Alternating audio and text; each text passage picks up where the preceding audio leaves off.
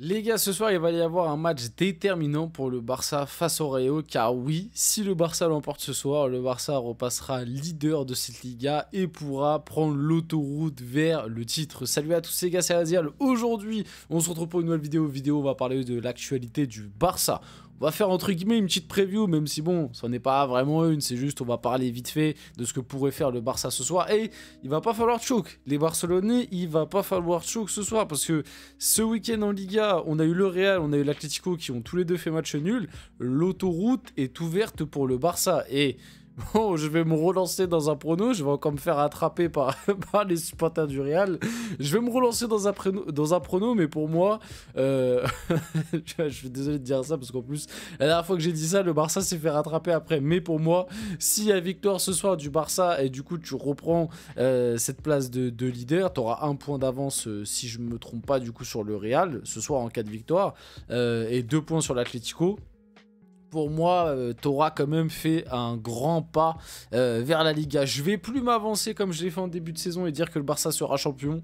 Mais en tout cas, en termes de jeu, en termes de style, d'individualité et de ce qui se passe depuis le début de l'année, globalement, ce serait, je trouve, l'équipe qui mérite le plus, tu vois. On va pas se mentir, cette année, l'Atlético mériterait peut-être aussi un peu parce que, mine de rien, l'Atlético, sur certains matchs, bon, c'est un peu comme à l'ancienne, hein, c'est un peu terroriste, mais il y a des matchs où ça propose un petit peu des trucs, il y a certaines individualités quand même sympas du côté de l'Atlético, même si bon, on connaît, hein, c'est toujours le cholismo, hein, on l'a vu face au Real, mais pour un Griezmann, pour un Julián Alvarez, allez, tu auras une petite Liga pour l'Atlético, pourquoi pas, mais en termes de jeu, de plaisir aussi à regarder les matchs, cette année pour moi le Barça est quand même l'équipe qui mériterait en tout cas d'aller chercher la Liga parce que c'est pas encore fait. Donc on va discuter de tout ça dans cette vidéo, on va aussi parler d'autres actus autour du Barça un petit peu tranquillement. Avant que la vidéo commence, n'hésitez pas à liker, commenter, partager, vous abonner, ça fait toujours plaisir. Ça aide pour le développement de la chaîne. Voilà, s'il y a des petits Barcelonais là qui sont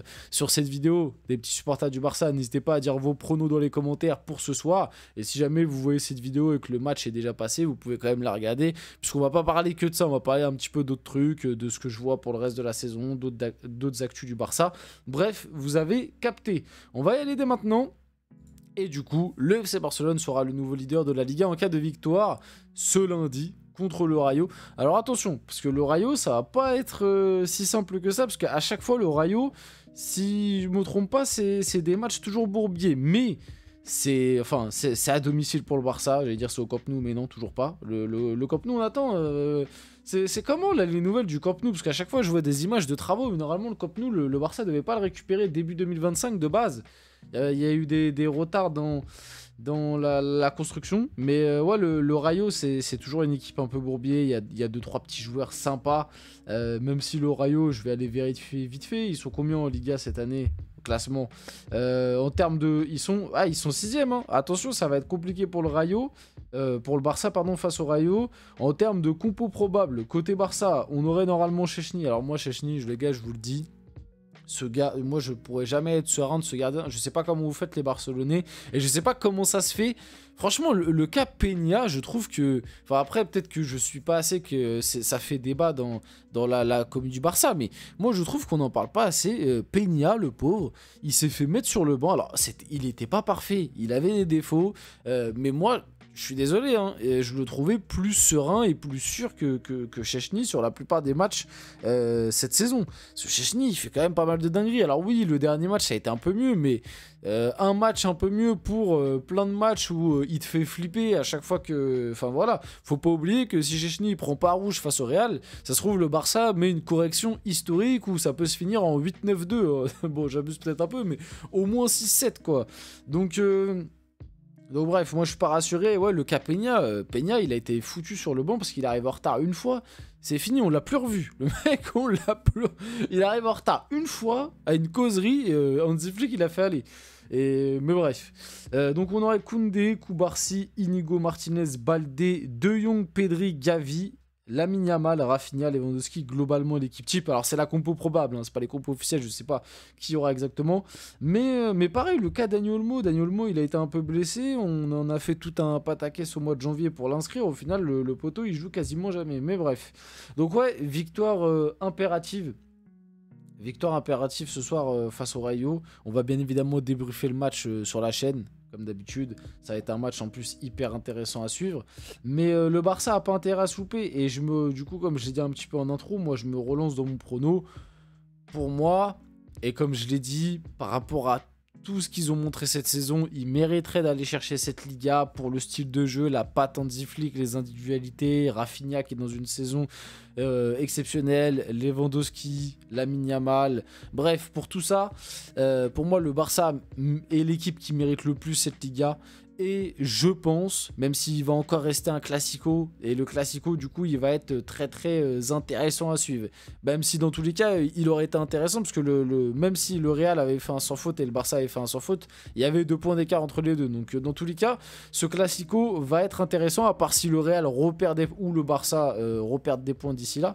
Mais je pense que si le Barça prend la tête, je pense que ça ne fait plus un pli. C'est-à-dire que pour moi la méforme du Barça, ils l'ont eu. Après, le problème, c'est que je disais déjà ça en début de saison. Parce que je me rappelle que, enfin, même en début d'année, je disais, bon, le Real a 7 points d'avance. Parce qu'il ne faut pas oublier, il y a à peine 3 semaines, et ça montre que le Real, ils ont vraiment fait n'importe quoi. Mais il y a à peine 3 semaines, le Real avait 7 points d'avance. Vous vous rendez compte? En 3 matchs, ils ont perdu leurs 7 points d'avance. Et ça se trouve, ils vont même se faire passer devant. Donc, perdre même 9 points. Du coup, non, 8 points, parce qu'ils auront un point d'avance. Mais bref, c'est une dinguerie. Mais en fait, pour moi, le Barça a eu son temps de méforme, là, la période un peu de décembre, même un peu janvier, en Liga.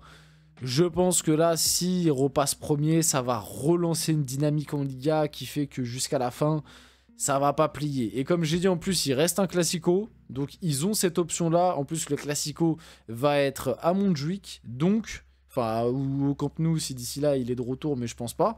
Je pense que le Camp Nou, ce sera pour le début de saison prochain, finalement. Parce que j'ai pas trop suivi l'histoire, mais bon, vu comment c'est parti. Donc, le Barça a encore cette cartouche.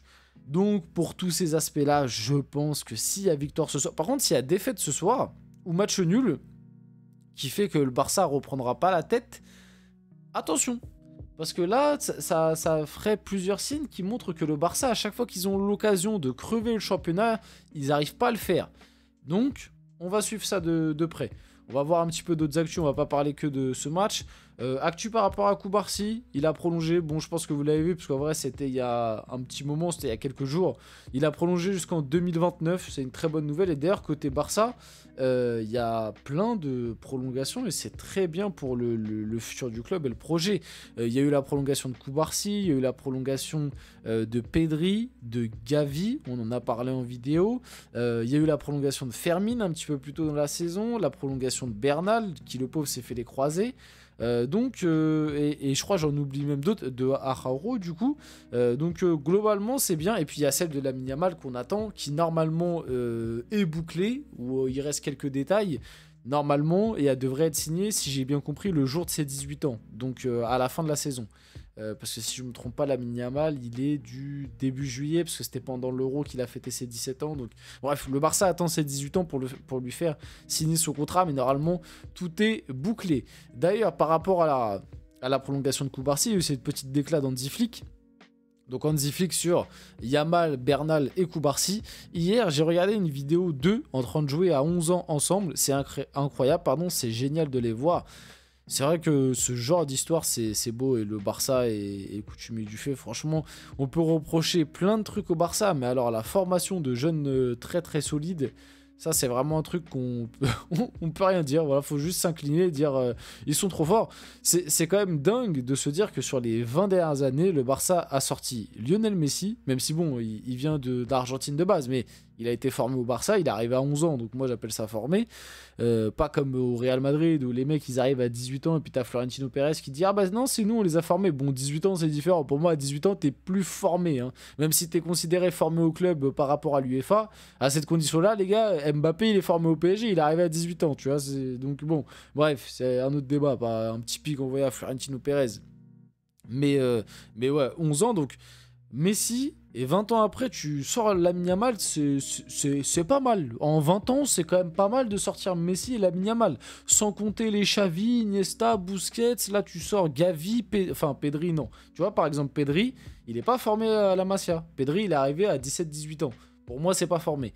Donc Pedri, c'est pas. Enfin, il est passé vite fait par la Masia, si je me trompe pas, une année, mais pour moi, il est pas formé par le Barça. Tu vois, il est arrivé de Las Palmas. Il avait déjà 17-18 ans. Donc voilà, mais Gavi, Bernal aussi. Bernal, on en parle moins, le pauvre. Casado, tu vois.